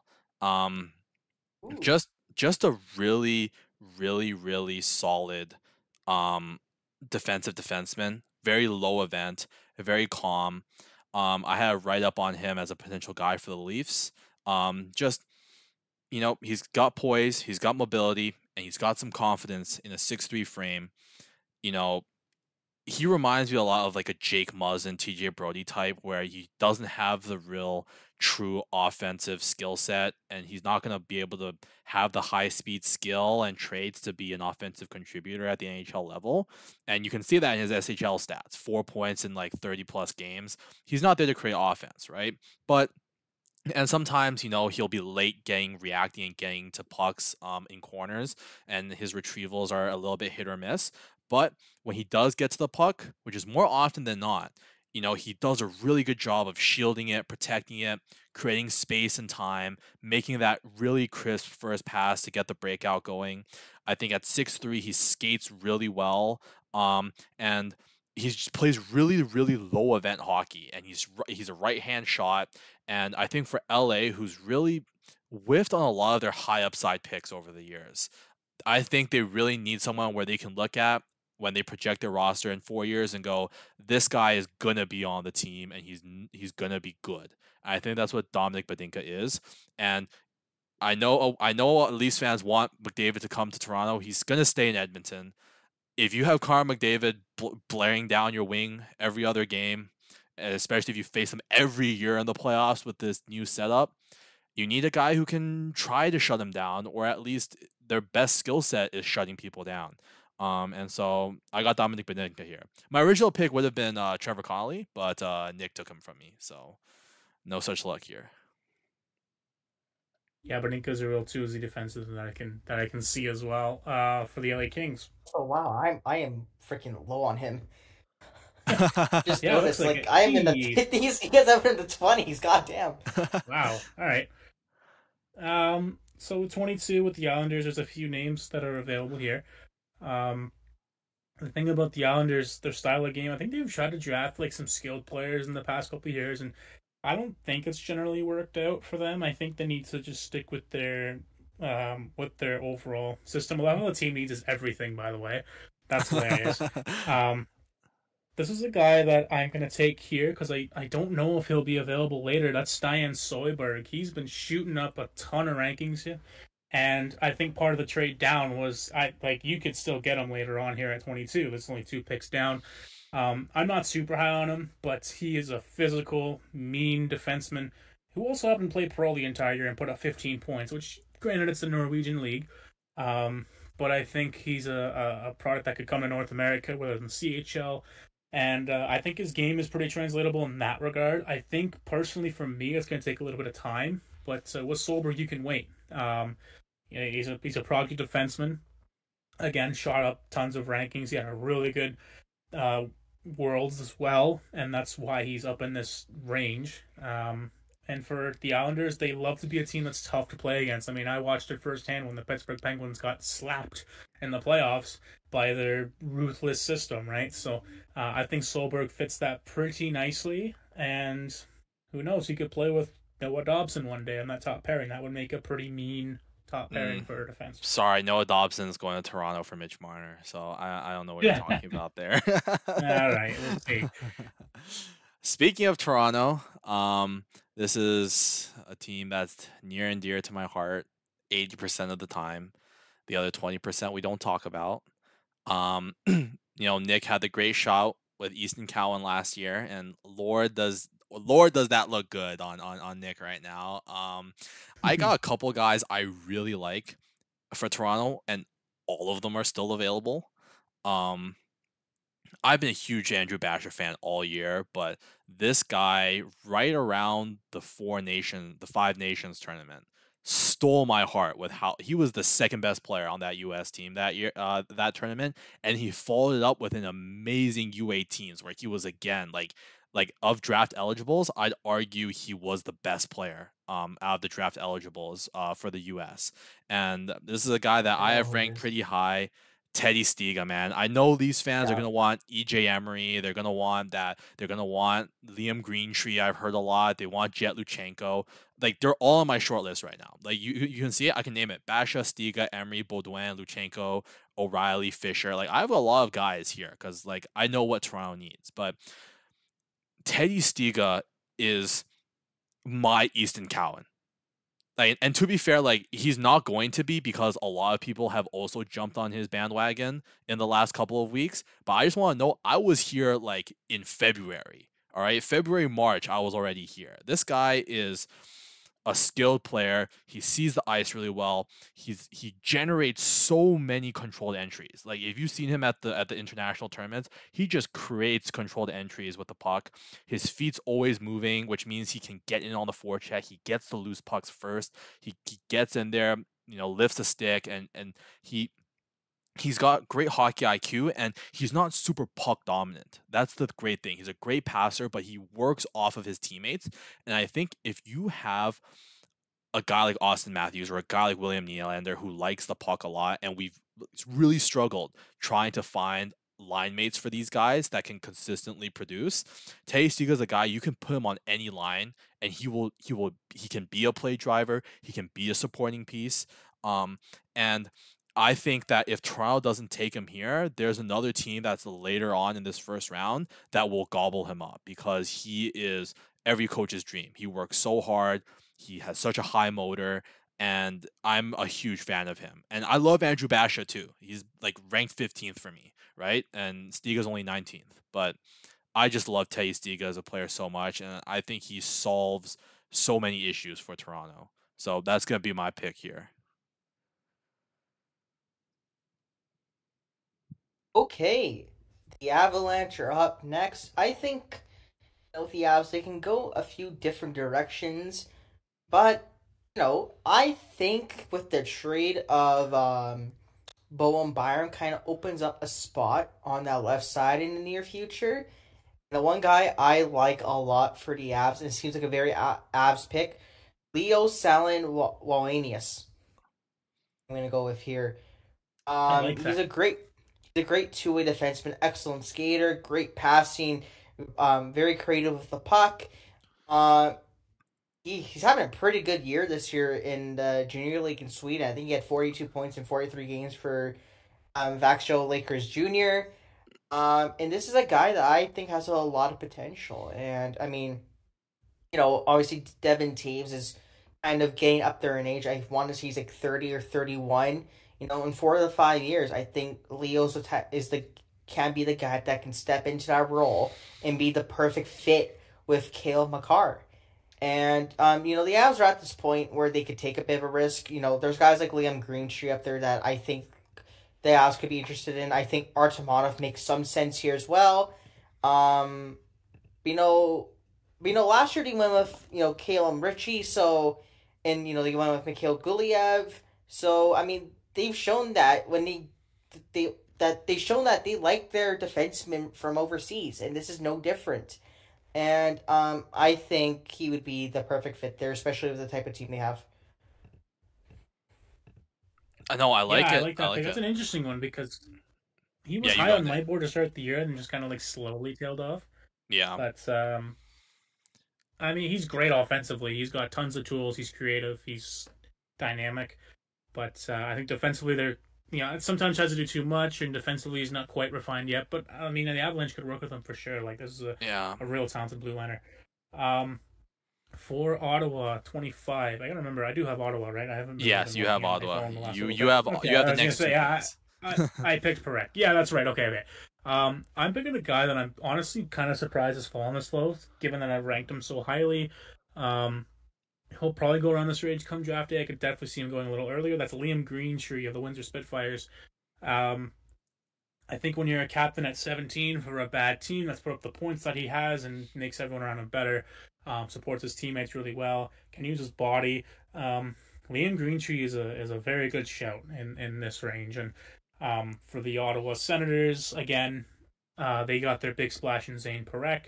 And the way the draft has worked out so far for Ottawa looks really good when he added Greentree to that mix. So I think the maturity, his all around game, the skating needs a little bit of work, but I don't think it's like detrimental to his draft position or his projectability overall.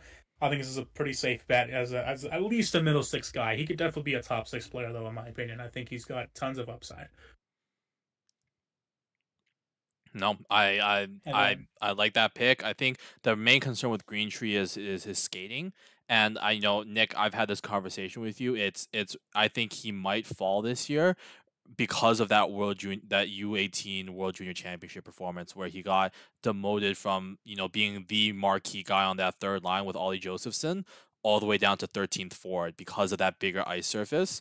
He's gonna be like Colby Barlow, who I was really high on. I had him like ranked like 13 or 14th in his draft class, and he fell to Winnipeg at 18, right? And a lot of people thought he might have been like a lottery pick. I don't think Greentree will fall this far. I think one of these teams in the middle will look at Liam Greentree and be like, this is too good of a value to pass up. I strongly considered him here for Toronto, but you know this is a steal for Ottawa. It looks like all these Atlantic teams are having too good of drafts right now. I'm not liking this. Outside of Detroit, but we don't talk about Detroit. yeah, we don't talk about Detroit. That could be a good pick though if they make it. Let's just say that. And then 26 with the Habs again. A few names here that I didn't really think would be available, and I'm looking through some of these names here. Now, I think with Montreal, Montreal fans at least, they just kind of want to take the best player available, and obviously we know that Montreal doesn't exactly work like that. This pick, uh, like I want to take a few players here, but I'm gonna stick with my guns and take a player who's been kind of falling all year long. It's Emil Hemming. Um, Again, I just kind of envision him as a Montreal Canadian. I think if everything goes right for him, he could be an Artturi Lehkonen type of player. He could, one of those middle six guys who's got a real nasty shot. He does remind me a bit of Kasper Halttunen, who's a San Jose second rounder I last liked year. him, Had to a be fair. dynamite first year. Yeah, dynamite first year in London. Power play guy. Real hard shot, NHL shot already for Halttunen, but I think with a little bit of work, just kind of being more consistent in some of the early areas and getting a little bit better defensively, there's upside here to have a power play guy in the future. And I think with Emil Hemming, you could have a pretty decent depth piece there in the future. So it's kind of hard for me to pass up on him for Montreal, to be quite honest. Yeah, no, that's Hemming is a guy I'm not nearly as high on. I'm clearly the lowest out of all of us. I just don't love his play on the puck. I think he's gonna be a passenger on whatever line he ends up being on at the NHL level. Because at all of his showings I've seen, whether it's the U18s, whether it's his club play, like he's a shooter and he's really responsible defensively and he gets to the dirty areas of the ice. But if you want offensive creation, I think he's probably not going to be your guy, if that makes sense. Yeah, no, that makes sense. I think there's development. There's room for development, of course. I mean, he'll be playing in the Finnish Elite League. We'll see how that goes. And I think he's had a kind of a down year compared to what people were expecting of him. But again, with Montreal, I mean, this is a player that I think can fit their style a little bit. I mean, especially when you draft a guy like T.J. Ginla and you have Nick Suzuki and Cole Caulfield and all these guys, you're just adding more potential goal scoring talent for the future as well. So Montreal loves to score their goals. That's just how it is. Yeah, no, for sure. Here for Carolina, this is, his countryman went a couple picks before. He's personally my highest ranked Swedish defenseman who also happens to play for the same team as Leo Salin Wallenius, and that's Alphonse Frey. Um, and Wow. I don't think that Carolina needs another defenseman like Alphonse Frey, but Carolina has always done a great job of just valuing their guys, and as people fall down draft boards, they will take BPA, right? And I know Artemonov and Luchenko are probably like the two guys that come to mind when you think of BPA at this point in time, on most traditional boards. But Frey is the BPA on my board. He's my 20th ranked player. I think Sweden has relied on him heavily. He was MVP for Sweden over Salin Wallenius at the U18 World Juniors. He played a ridiculous amount of minutes with Salin Wallenius on that blue line. I'm pretty sure he was captain for Sweden this year at the U18s, and he has been very impressive. He's a transition monster. He gets up in transition. He breaks the puck out. He's so confident with the puck on his stick. And obviously they have guys like Morrow and Nikishkin, but they also have some guys like Jaden Perron and the guy who was nominated for the Hobie Baker. What was his name? Jackson Blake Fernando? and Bradley Nadeau. Both of those guys are great up front, right? I think if when you're in Carolina's position, you just worry about taking the best guys. And Nikishkin and Morrow are guys who are going to step in maybe as soon as next season to replace some of their aging guys. But regardless, Slavin's kind of old. Brett Burns needs to be replaced. Like Carolina's going to need cheap young defensemen, and quite a few of them in the next couple of years. So I like Alphonse Frey. I have him as a top 20 pick. So I'm going to stick to my guns and take my guy. Okay, that leaves me with Calgary again. And obviously with Calgary, I had him taking Berkeley Cowden with number 9. Um, this is the point in the draft where everything is a shit show, basically. It's that time of the draft. And I think with Calgary, obviously Steven Ellis has their name as defenseman. I think they go defense here. And if there's one thing about Calgary and their defensemen, they love their big boys. I mean, they got Gudbranson a couple years ago. They love Nikita Zadorov. They drafted guys like Yan Kuznetsov, Solovoyev. They love their freaking monsters on the back end, and that's why I'm going EJ Emery here. Not the highest on EJ Emery, to be honest with you. I think he's like a bottom pair defenseman. I think he's kind of like a guy like Maverick Lamoureux a few years ago. But just judging off what Calgary loves, how they love to build their team, I think EJ's the guy to go here at pick 28. He's He's an very athlete. athletic. I'll give Yeah, him that was that. what I was gonna Like, say. He's an athlete. no, he's a beast.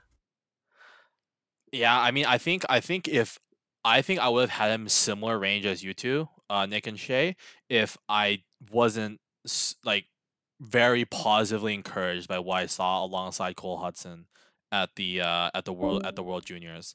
I think seeing what he looked like on that team with Cole Hudson, an offensive minded defenseman, and how well he played for the US, closing gaps, making just that really good first pass out of the zone, and like being physical along the boards, um, really just shows to me like it can work with him. Like, yes, he's an athlete. Yes, he still needs to grow with with handling the puck and making decisions. And I think he needs to bulk up a little bit and be more physical in front of his net. But like there's something there with the athlete, with the skating, and we SHAE mentioned, teams love their athletic defensemen. I wouldn't be shocked if Emery went to the Leafs at 23. I wouldn't hate it. I think he's probably the odds-on favorite if you pull Leafs Nation right now. Um, but I like EJ Emery. He's a nice player. I think did SHAE drop off for the Oilers game? Yeah, SHAE dropped off for the Oilers game. He just had the Rangers pick left. That was Oh, it. okay. Which is the next pick after this one. Oh, okay. With Dallas, this is another one of these ones where because it's such a weird part of the draft and consensus kind of goes out the window, and we see guys that people think are going to be first round picks all the time falling to the second round. Um, Mm-hmm. I'm gonna stick to my guns, and They took Logan Stankoven a couple years ago because he was so supremely talented, and they didn't care about his size, and they were like, you know what, he's a good hockey player. Who cares if he's not the biggest, right? I'm gonna stick to that with my next pick here, but it's gonna be a sorry, I'm just trying to make sure I get the spelling right. Yes, it's gonna Yeah. be Thomas Galvis out of the Czech league. Ooh. 5'10". Biggest knock on his game is gonna be the fact that, he's a bit of a smaller player, right? But I did a bit of a write up on him. I'm just trying to find it right now, which is why I'm like stuttering all over my words. Um,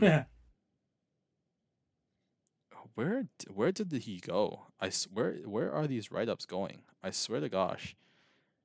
One sec, guys. I just love this player so much. I want to make sure I don't miss anything in terms of what I love about him. All right, there we go. We found it. Yeah. All right, There you so go. this is a guy. If we go here to the player search, and I'm gonna slow down now because SHAE is not here, and I don't need to worry about about making sure it He doesn't run did. too long. I don't know if he messaged you, but he did message me about who he would pick. So I'll go through that eventually. Oh, On the okay, with New ranking. York. Sounds good. Yep. Sounds good. You can see with my ranking over time, since the second, because the first ranking that we did was only our top 16, so of course he wasn't going to make it.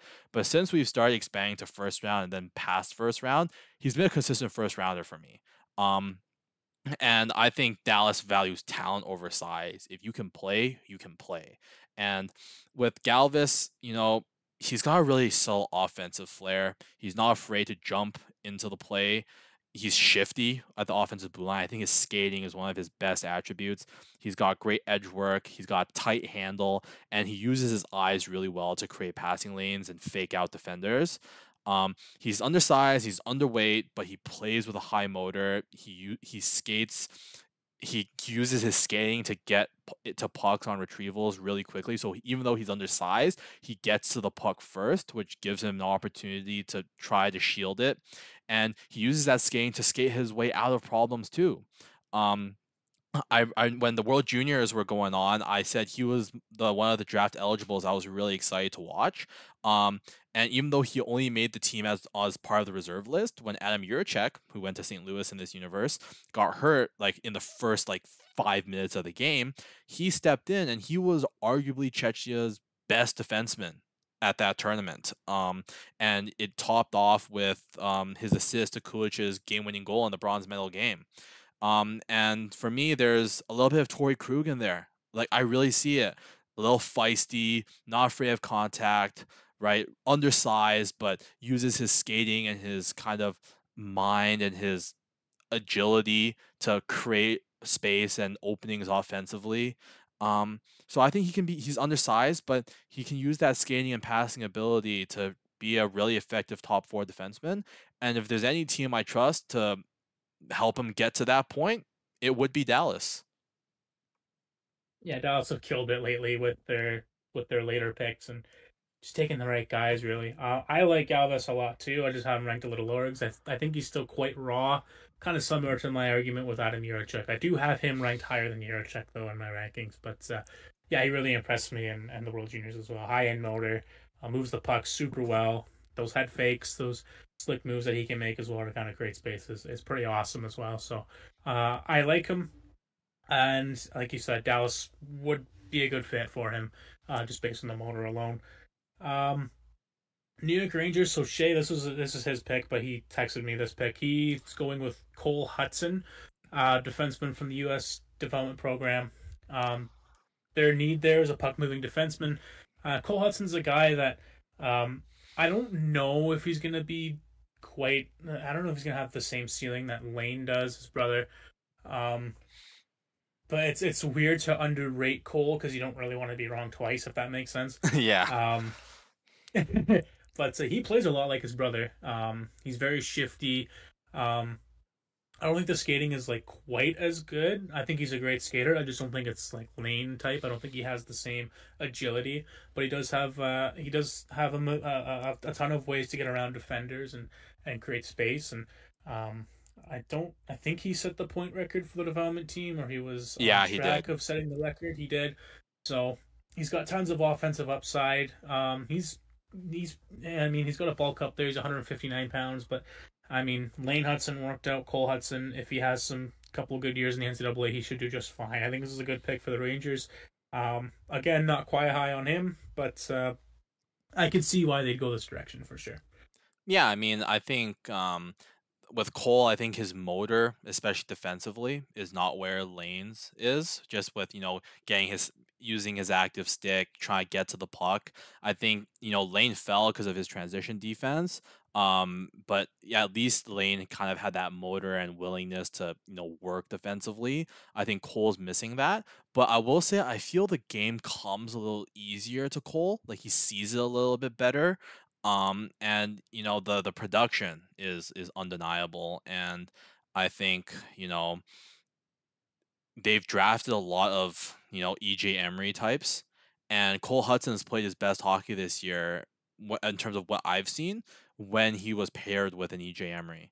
And if you could envision a pair of him with Brandon Schneider or with Drew Fortescue, who I think is a Rangers pick, right? I believe I believe you're right. Yes. yeah. If you put him with those kinds of defensemen, I think he can really flourish. And it gives them another puck moving option that's not named Adam Fox. And I think Hudson's a better skater than Fox. So, I think it's a good balance. I think it's a good pick. Yeah, if it were up to me, I would have probably taken a guy like Jet Luchenko in this range, or even the Dallas pick could have been Jet Luchenko. Yeah, Same reason, high motor, high yeah, work rate. I considered Luchenko for sure with Galvis. Mm-hmm. I really don't like the idea of Luchenko falling out of the first round, even though I think I have him ranked like Yeah. just outside the first, which is kind of ironic.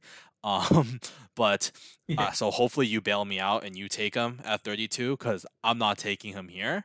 Um, honestly, we talked about it at the Lindstrom pick. We are like they're heartbroken they didn't get their right D right with Yeah. Levshinov. This is another one of my guys. I don't think either of you have him ranked nearly as high, but I watched a little bit of him when because I thought Fraser Minton was going to be playing with him this year. Didn't Mm-hmm. happen. Bro got traded to Saskatoon, but Harrison Brudnicki, right hand defenseman, Ooh. and I really liked his showing at the U18s. I don't think he was stellar.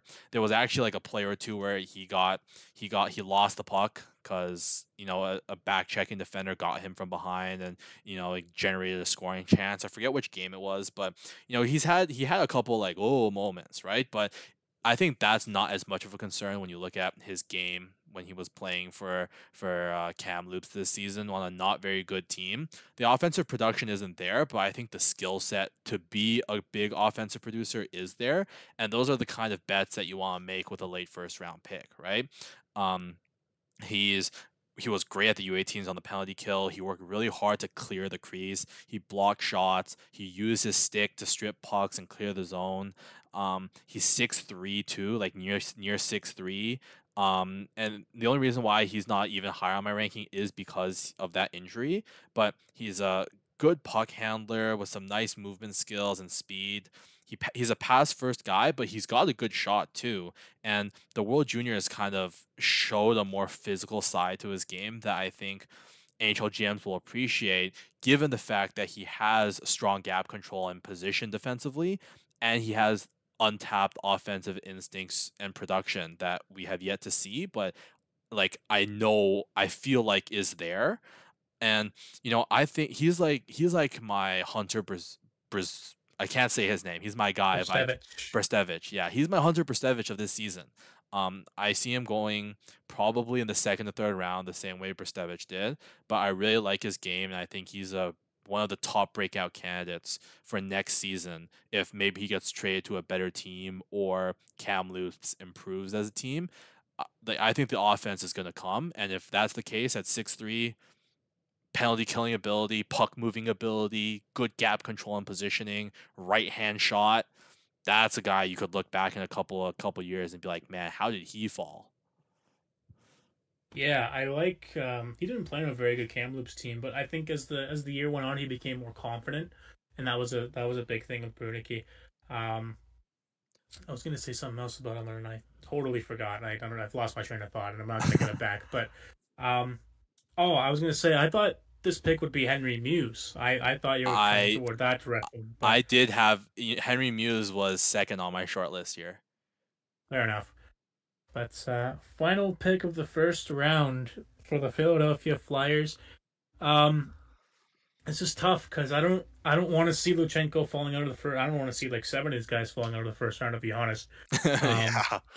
like Ryder Ritchie, Sam O'Reilly are both contenders for the first round. You could argue Maxim Massey, who I have ranked I think like 30th, 31st, something along those lines.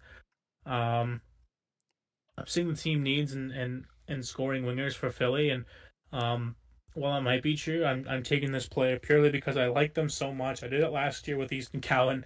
It worked out brilliantly. We had him ranked 32nd. I'm gonna take Cole Baudouin with this pick. I Oh, that's a love good pick. Baudouin. I I think to win very important games, you need a player like him. You need a guy that's going to get to the dirty areas, who has a motor.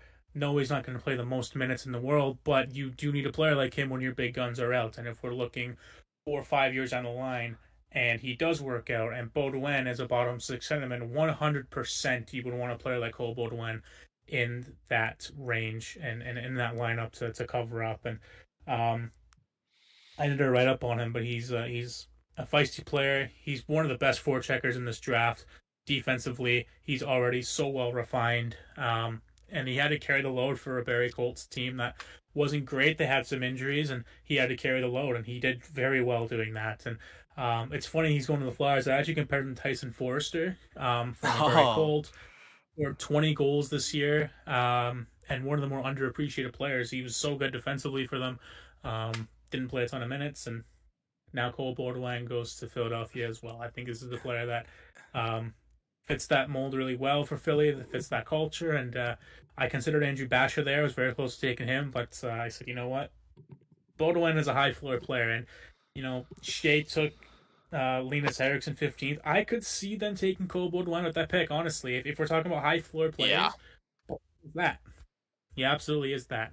Now, it sucks to see Basha, Luchenko, and all of them to fall out, but I think based on team fit, I think Bordelon will do just fine, especially considering they drafted a guy like Tyson Forrester, who did tremendously well. So, Yeah, I mean, I look, this is where I have him ranked 32nd. Like I'm right there with you. I think the one thing that's keeping me from moving him up higher on the board is I don't see the offensive toolkit as much. Like I have him kind of in that Luchenko range where it's like I love his motor, I love his versatility. And I think Baudouin doesn't offer as much as Luchenko in terms of play driving and offensive upside, but he makes up for that by almost guaranteeing. Like I feel so confident in saying this. Like he's gonna be like I'm struggling to think of an example right now, but like think of like those three C's on Stanley Cup winning teams.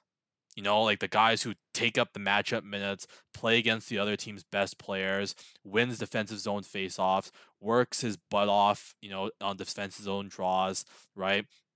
Forechecks like a madman, is big and strong and heavy, and he really wears on opposing defenders and players. Like that's Cole Baudouin, man, and like that kind of was on full display at the U18s. Like that's when I really opened up my eyes and went, man, like how did I have this guy ranked in the late second round? Like watching him play for Canada, he was arguably their, I want to say fourth or fifth most valuable forward. Like obviously McKenna is first, but like after McKenna, like I feel like it's a free for all on who's second, and you could make a legitimate case for Cole Baudouin because he was double shifting at third line center. Um, at times, subbing in for Liam Greentree. He took pretty much every defensive zone faceoff that I saw. He was the number one penalty killer on the team in minutes. He also scored on the power play. He gave Canada its first lead in the gold medal game, right? He's got a really good shot. I just the only thing keeping me from moving him higher is just because I'm not sure if he's not afforded time and space that he'll be able to be an offensive creator on his own. I think he's gonna be a guy where the line's identity is either just bash it, like crash and bang, or you need someone to create on his line for him where he can kind of be the cleanup guy, the guy who goes in front of the net and like bangs in those greasy goals or gets those one-timers that his teammate sets up for him. Like I don't see him being able to create that shot on his own at the NHL level. that's fair. What I will say about him, though, is that because he's so good with his body defensively, I notice whenever I watch him, he's really good at doing it offensively as well. Like he'll shield the puck so well because he has such a good understanding of how to strip pucks away from people that he does the exact opposite and makes it just hell to Yeah, to dispossess from the he puck. So, moves people. yeah, 100%. Like he is strong. He's impossible to knock off the puck at times. It seems like and even defensively on the back check, it's just tough to get around him. Really, like I just like Baudouin. I like his floor that he brings, and he's up there with like almost NHL locks for me. Like he's up in that Yeah, conversation for me. yeah, I think so. I agree. I think he's a guy that I would be very happy with if the Leafs took because even if the upside's not Yeah, there, I think the value is good enough at 23 for you to take him. Because he's like David Camp on steroids. You know what I mean? Like yeah, David Camp yeah, had an offensive bag, yeah. like that's Cole Baudouin. Yeah. And if David Camp actually hit people, but True. Well, yeah, maybe but one day. maybe one day. So, at the risk of going too long, we're not going to do a second round as much as I would love to. But SHAE would Mhm. most definitely murder us if we did that. Yeah, we'd be dead. So, what Nick and I are probably going to do is over the next week or so, we are going to create a mock second round, probably alternating picks. And we'll post that on our Twitter account. So you'll see at Breakaway Scouts is Nick's account where I am technically, I guess, a subsidiary analyst, but my Twitter account would be at Ryan Ma Reporting. So, it will be on both of our accounts. So if you guys enjoyed our insight and you guys enjoyed the content, make sure to hit like and subscribe on this video, but maybe also shoot us a follow on Twitter, or now known as X. Nick's got some great stuff over there. I'm doing my best with my content as well. So, as we head closer and closer to draft season, I think we're going to be grinding out more and more content. But make sure to tune in for our live stream next Friday. That one's going to be a doozy. Yes, that'll be fun. Thank you guys, and until next time.